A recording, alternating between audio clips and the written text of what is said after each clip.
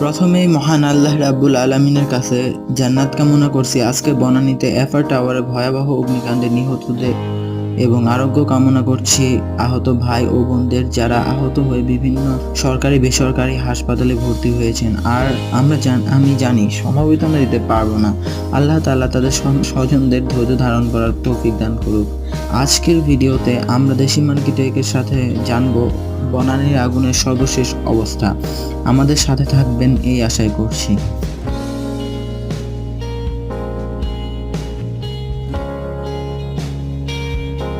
পুরান ঢাকার চকবাজারের চুরিহাট্টার ভয়াবহ অগ্নিকাণ্ডের ৩০ দিনের মাথায় আবার আগুনে পড়ল অভিজাত বনানীর বহুতল ভবন আর এফআর টাওয়ার।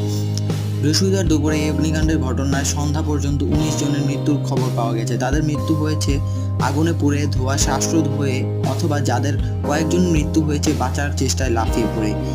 এই সংখ্যা আরও বাড়বে বলে জানিয়েছে ঢাকা ফায়ার সার্ভিসের উপপরিচালক দেবাশিস বর্ধন। জানিয়েছেন ভবনের ভেতর উদ্ধার কাজ চলছে, সেখানে আরও মৃতদেহ আছে। চলুন দেখে আসি কিছু ফাইল ফুটেজ, যেখানে আপনারা আর এফ টাওয়ারের অগ্নিকাণ্ড সম্পর্কে স্পষ্ট ধারণা পাবেন।